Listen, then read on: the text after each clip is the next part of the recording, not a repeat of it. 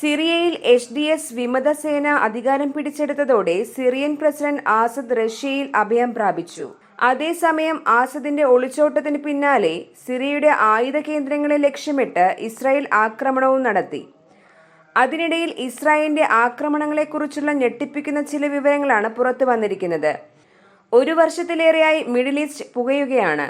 ഇസ്രായേലും ഇറാനും ഉൾപ്പെടെയുള്ള രാജ്യങ്ങളിൽ 1 വർഷത്തിലേറെയായി സംഘർഷം തുടരുന്നു.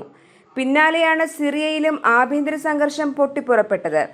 ഏതാനും ആഴ്ചകൾക്ക് മുൻപാണ് തീവ്രവാദ സംഘടനയായ HDS സിറിയയിൽ ആക്രമണം ശക്തമാക്കിയത്.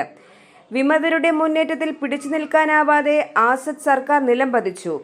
ആസദ് പ്രസിഡന്റ് സ്ഥാനമൊഴിയുകയും രാജ്യം വിടുകയും ചെയ്തു. റഷ്യയിലാണ് ആസദ് അഭയം തേടിയത്. ആസദ് രാജ്യം വിട്ടതോടെ സിറിയയിലെ സൈനിക ഡിപ്പോകൾ ലക്ഷ്യമിട്ട് ഇസ്രായേൽ ആക്രമണ പരമ്പരകൾ തന്നെ നടത്തി. സൈനിക ഡിപ്പോകളെ ലക്ഷ്യമിട്ട് ഇത്രയും കൃത്യമായി ആക്രമണങ്ങൾ നടത്താൻ ഇസ്രായേലിന് എങ്ങനെ കഴിഞ്ഞുവെന്ന് പലർക്കും സംശയമുണ്ടായിരുന്നു. അതിനുള്ള ഉത്തരമാണ് ഇപ്പോൾ പുറത്തുവരുന്നത്. അതായത് സിറിയയുടെ മുൻ പ്രസിഡന്റ് ബാഷർ അൽ അസദ് സ്വന്തം രാജ്യത്തിന്റെ സൈനിക രഹസ്യങ്ങൾ ഇസ്രായേലിന് നൽകിയതായി തുർക്കിയിലെ മാധ്യമങ്ങൾ റിപ്പോർട്ട് ചെയ്യുന്നു.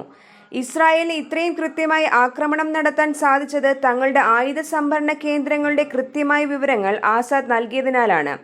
വിമതസേന മുന്നേറിയതോടെ രാജ്യം വിടാൻ ആസദ് തീരുമാനിക്കുകയായിരുന്നു. രാജ്യം വിടുമ്പോൾ തന്റെ വിമാനം ഇസ്രായേൽ യുദ്ധവിമാനങ്ങൾ വെടിവെച്ചിടുമെന്ന് ഭയന്ന് സുരക്ഷിതമായി രക്ഷപ്പെടാൻ രാജ്യത്തിന്റെ സൈനിക രഹസ്യങ്ങൾ ആസദ് ഇസ്രായേലിന് നൽകിയതായും റിപ്പോർട്ടുകൾ പറയുന്നു. ഇതുമായി ബന്ധപ്പെട്ട് രാജ്യത്തെ രാഷ്ട്രീയ നിരീക്ഷകൻ അബ്ദുൽ ഖാദർ ഒരു തുർക്കി പത്രത്തോട് പറഞ്ഞത് ഇങ്ങനെയാണ്: ആയുധ ഡിപ്പോകൾ, മിസൈൽ സംവിധാനങ്ങൾ, യുദ്ധവിമാനങ്ങൾ എന്നിവയുടെ സ്ഥാനം സംബന്ധിച്ച് ആസദ് തന്നെയാണ് വിവരങ്ങൾ നൽകിയിരുന്നത്. രക്ഷപ്പെടുമ്പോൾ തന്റെ വിമാനം ആക്രമിക്കപ്പെടാതിരിക്കാനാണ് ആസദ് ഈ വിവരങ്ങൾ പങ്കുവച്ചത്. ആസദ് സിറിയയിൽ നിന്ന് പലായനം ചെയ്തത് അദ്ദേഹത്തിന്റെ ഏറ്റവും അടുത്ത ഉപദേശകർക്ക് പോലും അറിവില്ലായിരുന്നു. തന്റെയും കുടുംബത്തിന്റെയും സുരക്ഷ ഉറപ്പാക്കാൻ ആസദ് ചില തന്ത്രപ്രധാനമായ വിവരങ്ങൾ പങ്കുവച്ചതായി നേരത്തെ റിപ്പോർട്ടുകൾ വന്നിരുന്നു. അതിനിടെ സിറിയൻ അതിർത്തിയിലെ ബഫർ സോണിൽ നിന്ന് സൈന്യത്തെ തൽക്കാലം പിൻവലിക്കില്ലെന്ന് ഇസ്രായേൽ പ്രധാനമന്ത്രി ബെഞ്ചമിൻ നെതന്യാഹു വ്യക്തമാക്കി. ഗോലാൻ കുന്നുകളോട് ചേർന്ന ബഫർ സോണിൽ നിന്ന് സൈന്യത്തെ പെട്ടെന്ന് പിൻവലിക്കണമെന്ന ആവശ്യം നെതന്യാഹു തള്ളി. ഇസ്രായേലിന്റെ സുരക്ഷ ഉറപ്പാക്കുന്ന ബദൽ സംവിധാനം വരുന്നതുവരെ സിറിയൻ പ്രദേശത്ത് സൈന്യം തുടരുമെന്ന് നെതന്യാഹു പറഞ്ഞു.